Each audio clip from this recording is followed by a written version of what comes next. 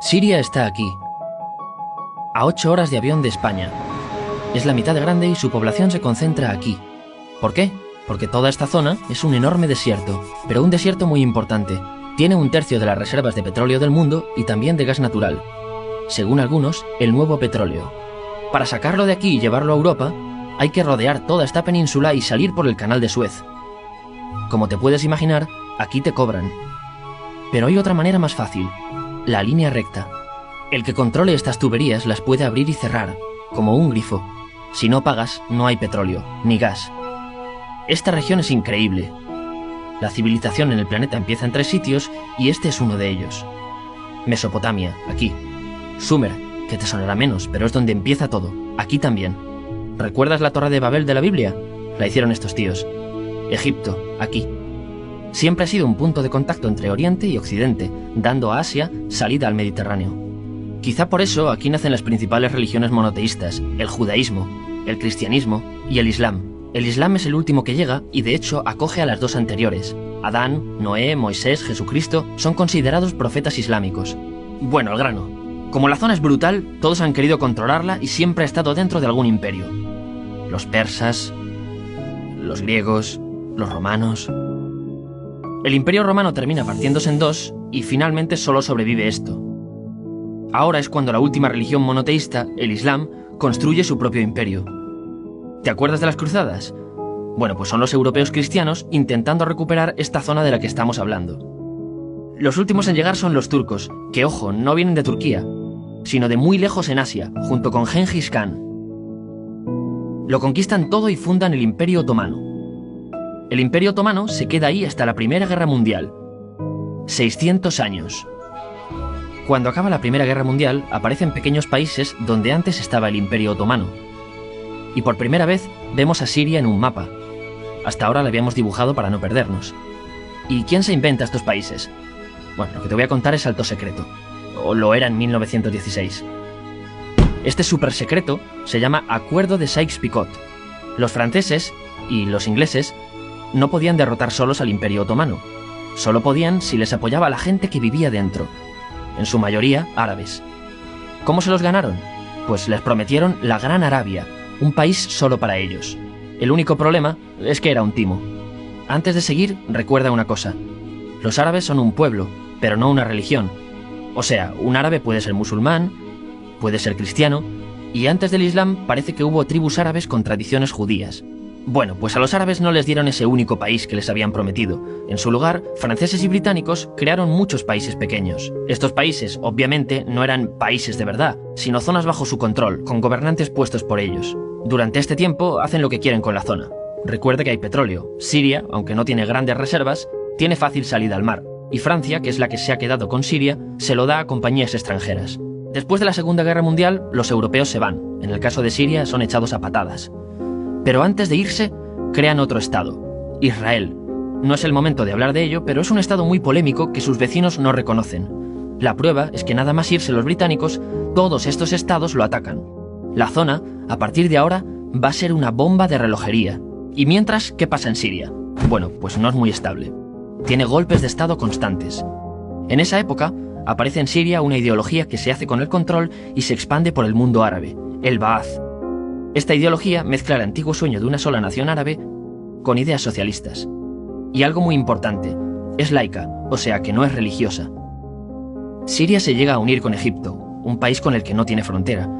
Pero no es algo raro, muchos de estos países intentan hacerlo también. Como recordarás, a esta gente se le había prometido un solo país y las ganas las seguían teniendo. Pero la unión falla. En este tiempo, Egipto les convence para nacionalizar el petróleo. En Siria, Al-Assad, el padre del Assad de ahora, se convierte en jefe del estado Ba'ath. En Irak, también Ba'ath, comienza a ganar fuerza Saddam Hussein. Las diferencias entre ambos países dividen a los partidos Ba'ath de otros países en pro-Siria o pro-Irak. Ahora ocurre la Guerra Fría. El mundo se divide en dos, o eres de Estados Unidos o de la Unión Soviética. Son años muy movidos en los que se pegan constantemente con Israel, invaden su vecino Líbano y comienza una oposición islamista al régimen Ba'ath de Assad. Los hermanos musulmanes. Vale, volvamos atrás un momento. Recuerdas que la mayoría de árabes eran musulmanes, ¿verdad? Bueno, pues dentro de los musulmanes hay dos ramas fundamentales. Suníes, la mayoría, y chiíes. En el caso de Siria, a pesar de ser un estado laico, los gobernantes como Assad y los jefes militares eran chiíes, los cuales representan menos del 13%. En cambio, casi el 70% de la población es suní. Un dato curioso es que los cristianos son casi el 10%. Que los chiíes controlen el gobierno y ejército mosquea a la población suní, y ese sentimiento es aprovechado por los hermanos musulmanes, islamistas radicales suníes. Estos toman las armas en la ciudad de Hama, en contra del gobierno, y Assad acaba con la revuelta a costa de matar miles de civiles y encarcelar a mucha gente. En el año 2000, Assad padre muere, y le sucede Assad hijo. Ante las presiones, libera a muchos presos, trae internet y esperanzas de cambio. Hay un periodo de gran debate político y aparece la oposición. También vuelven los hermanos musulmanes. Los siguientes años son difíciles. Arrestan a la oposición. Y Bush incluye Siria en el eje del mal, y esto la aísla. Está mal visto negociar con Siria. Los kurdos, un pueblo que vive repartido por varios países de la zona, comienzan a protestar también. Hay represión y muertos. En 2011, te sonará esto, ocurre la Primavera Árabe. ¿Qué es esto? Bueno, es una protesta que se va propagando por todos los países árabes pidiendo más democracia. Como ves, el mundo árabe, a pesar de estar dividido en países, tiene tendencias generales. Cuando llega a Siria, Assad hijo termina usando el ejército y en los enfrentamientos mueren unas 1000 personas. Los enfrentamientos irán escalando hasta que se conviertan en guerra civil. No hay un momento exacto de inicio. Lo importante es que hoy en día hay numerosas facciones en juego. Vamos a verlas. Pero primero piensa en que todo está dividido entre chiíes, la minoría, y suníes, la mayoría. Chiíes, y además laicos, o sea, no religiosos, son el gobierno de al-Assad. Controla todo esto, que si recuerdas son básicamente las zonas chiíes del país, y está enfrentado al resto. También mayoritariamente laico, pero suní, es el Ejército Libre de Siria, o FSA en inglés, junto con el Frente Islámico, que es religioso, y otros 70 y pico grupos más, forma una coalición que la prensa llama simplemente la oposición.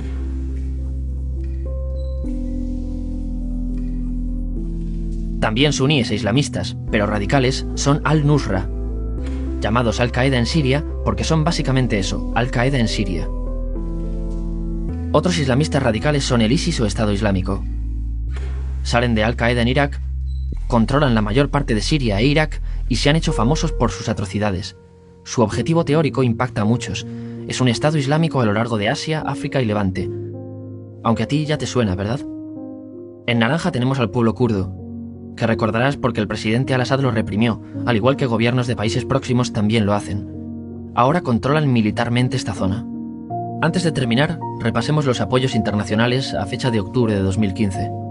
Las fuerzas de al-Assad son apoyadas por Rusia, que ya tenía base militar en el país antes del conflicto, Irán y China.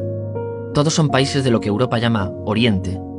En contra de Assad, apoyando a la llamada oposición, luchan Estados Unidos, Turquía, Francia, Gran Bretaña y Arabia Saudí. Podemos terminar con algunas conclusiones. Te advierto que esto ya es pura opinión. Si recapitulamos, vemos que la región es estratégica. Por su situación privilegiada, todos la quieren. Siria siempre ha estado bajo el paraguas de grandes imperios. Piensa que hace 100 años la actual Francia era Francia. Gran Bretaña era Gran Bretaña. Pero es que hace 200 también, y hace 300 también, y hace 400 también.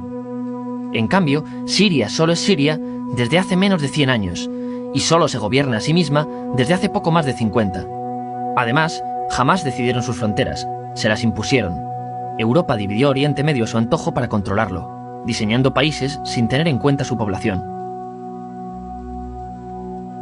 Muchos historiadores dicen que todo pueblo tiene la necesidad de manejar su propio destino, pero estos ingredientes que hemos visto juegan en contra de proyectos como la Siria Ba'ath, que encima usa la represión para mantenerse. En última instancia, lo que producen es una guerra civil. En este contexto no es extraño que aparezcan actores que se alimenten de la desesperación, el sentimiento suní de opresión y la visión de Occidente como invasor. ISIS usa la identidad árabe y la mitología de antiguos imperios. Cuando quieras entender el presente, pregúntate, ¿y el pasado?